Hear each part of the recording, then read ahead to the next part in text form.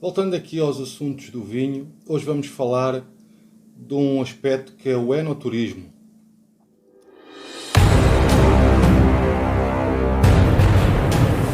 Nós contactamos facilmente com o enoturismo e principalmente nós, os profissionais de informação turística, damos conta do enoturismo. Contactamos com ele, não digo diariamente, mas quase diariamente. Uma das dicas do enoturismo, quando nós vamos buscar um cliente, esteja essas visitas pré-agendadas pelo cliente ou por nós, o cliente vai chegar ao pé de nós e nos vai dizer qual é as adegas que vai querer visitar, se ele já as agendou. Nós só podemos pegar no nome. Basta um simples telefonema e fazer uma reconfirmação. Sempre uma reconfirmação. A mim já me aconteceu em Ribeira del Duero, na altura das vindimas, atenção, setembro, quando começam as vindimas, há sempre uma grande azáfama nas adegas. Às vezes as visitas complicam-se, porque têm grupos, têm outros eventos, e atenção, convém sempre reconfirmar a caminho se a visita está tudo bem com a visita. Fazer uma reconfirmação não custa nada, agarramos no telefone, procuramos o número de telefone da adega, fazer um telefonema e reconfirmar a visita com aqueles clientes, 2, 3, 4, 8, 14, o que é que sejam. Se nós formos a marcar dentro de uma rota turística que nós iremos fazer, uma Évora, um Azeitão, Serra da Rábida, nós podemos sugerir, nunca sugiram uma, sugiram mais do que uma, porque por algum motivo podem não nos poder atender naquela adega e temos a outra que nós sugerimos antemão. É uma questão da gente fazer uma busca antemão, ou no dia anterior, ou no próprio dia. Fazemos uma paragenzinha técnica, algures, nem que seja num monumento no caminho, e arranjamos ali 10 minutos para verificar isso e fazer a marcação. Sempre fazer marcação, nunca aparecer numa adega, seja ela qual for, sem marcação, porque, como eu digo, pode ser na altura das vindimas, podem estar cheios com um grupo, enfim, pode surgir montes de problemas. Convém sempre, por antecipação, marcarmos. E amanhã iremos ver em relação aos problemas que nós temos em marcar, mas isso é outra questão. As visitas às adegas, eu recomendo fazê-las. Acontece muito no Tour da Rábida, quando vão a Azeitão, ser muito cedo. É muito cedo. Saindo às 10 da manhã, chegamos a Azeitão às 11, mais tardar. É muito cedo. Isto para quem? Porque os nossos clientes tomaram um pequeno almoço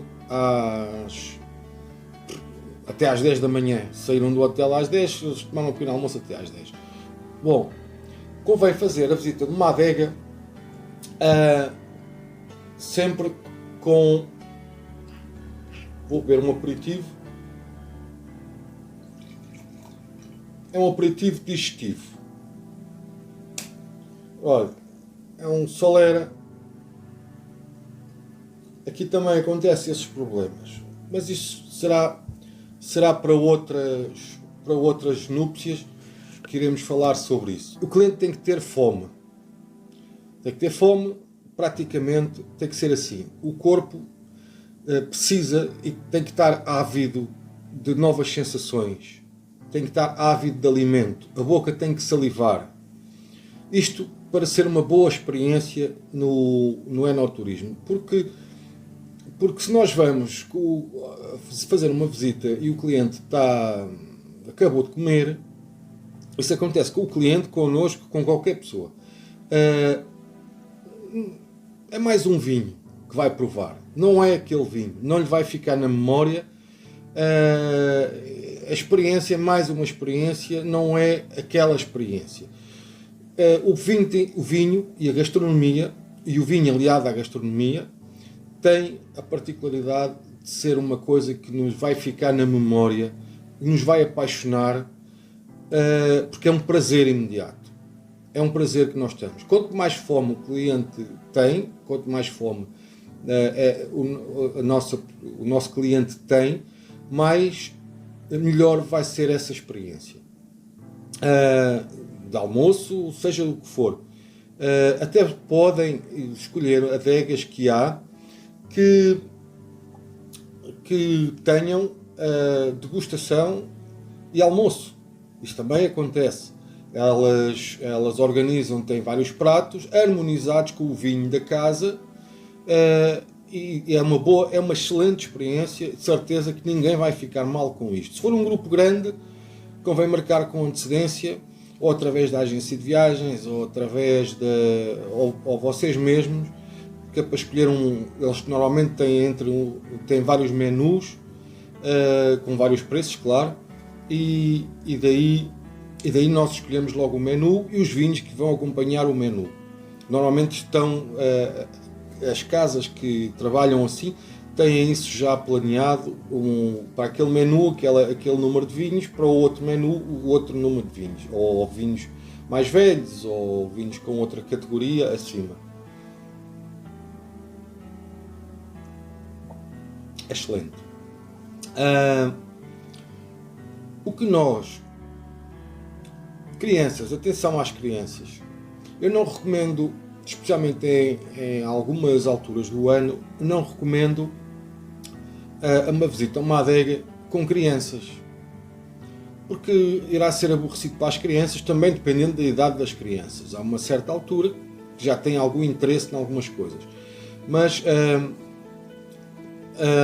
as crianças, atenção, vai ser aborrecido para elas, não tem nada de apelativo para uma criança, são termos técnicos, são técnicas vínicas que a uma criança não vai interessar nada, não há entretenimento para as crianças, enfim, é muito aborrecido a fazer uma visita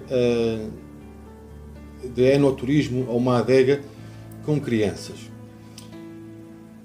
As pessoas têm que estar interessadas e, atenção, mais uma vez, o foco é a fome. Se a pessoa estiver ávida de alimento, ela mais interessada irá estar, terá com mais interesse naquilo que lhe estão a dizer. Porque se o corpo não lhe está a pedir alimento, ela vai estar dispersa em outras ideias e a pessoa que está ali a falar, que quer passar a sua mensagem, não chega, não liga. É sempre, eu recomendo, por exemplo, azeitão, colares, se bem que colares, depois de perder-se algum tempo dentro da Vila de Sintra e no Palácio da Pena, colares, já chegamos a uma hora até interessante para se fazer a visita da adega de colares. Mas, por exemplo, azeitão não, porque as pessoas normalmente saem diretas daqui para azeitão. É muito cedo. Ou então, também é muito tarde, é a seguir ao almoço. Também não façam isso. A seguir ao almoço, eu já vi colegas a fazerem a visita das caves de azeitão exatamente a seguir ao almoço. Errado. O cliente não vai lá fazer nada. Aquilo entra-lhe por um lado e sai pelo outro. É mais uma adega que foi, a não ser pelo interesse histórico que possa vir a ter ou pela mensagem que o guia na adega irá passar. Porque de resto, aquele vinho não lhe vai ficar na memória. Vai ser mais um e vai passar, é uma perca de tempo ter ido ali. Por isso, ter atenção aos horários das visitas é sempre importante. Eu, mais tarde, se quiserem, se depois nos comentários quiserem, eu irei falar sobre os azeites, uma degustação de azeites, porque Portugal também é um país de azeites. Outra coisa que nós temos quase único, que é o maior produtor de cortiça, e nós poderemos aliar às vezes um pouco durante a manhã, porque aí não se vai fazer provas de nada, um pouco durante a manhã ou durante a tarde a uma corticeira. Isto para verem o processo da cortiça, porque muita gente não sabe de onde é que vêm as rolhas e como é que são enrolhados certos determinados vinhos, como é que é a escolha das rolhas premium, das outras, das normais. E isto também é um processo interessante, sendo Portugal um dos maiores produtores e exportadores de rolhas de cortiça do mundo. Quem vai para o Alentejo vai ter contacto direto, de certeza, que vão perguntar e falar sobre o sobreiro, sobre as planícies alentejanas, a numeração dos sobreiros, enfim, há aquelas questões em que nós temos que abordar mesmo, porque é obrigatório quase. Essa é uma outra recomendação que nós temos no Alentejo. Atenção, porque é que há poucas corticeiras a sul? A explicação é simples, porque para a cortiça é necessária muita água, e como é para a pasta de papel, como é para outro tipo de indústria, e daí as corticeiras serem quase todas a norte, derivada da riqueza de água que há, fluvial que há a norte do país, nomeadamente onde são as corticeiras ainda, na norte do país. Não, tudo bem, a cortiça vai do sul e viaja até ao norte para ser transformada, porque lá é que existia. Hoje em dia há outros processos mais modernos de preparação da cortiça.